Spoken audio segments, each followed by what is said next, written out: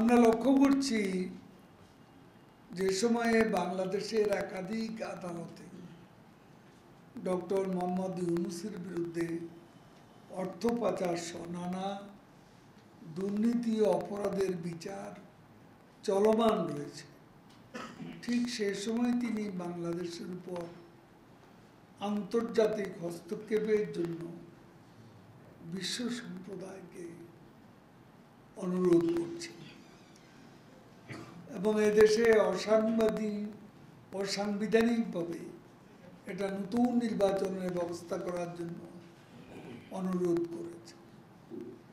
এ থেকেই বোঝা যায় চলমান বিচার থেকে নিজেকে বাঁচানোর লক্ষ্যেই তিনি এ ধরনের রাষ্ট্রবিরোধী ষড়যন্ত্রে লিপ্ত রয়েছেন।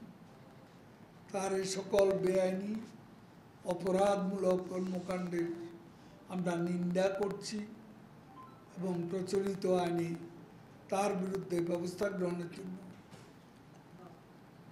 সরকার সহ সংশ্লিষ্ট সকলকে অনুরোধ জানাচ্ছি। আপনারা দেখেছেন সম্প্রতি সংগঠিত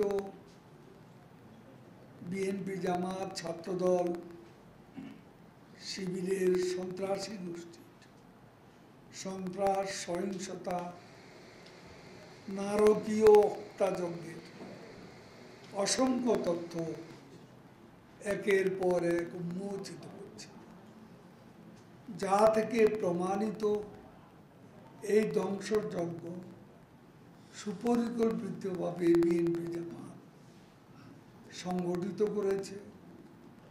সারা দেশ থেকে তারা তাদের সন্ত্রাসীদের ঢাকায় এনে হত্যা, সন্ত্রাস, ধ্বংসলীলায় মেতে উঠেছে।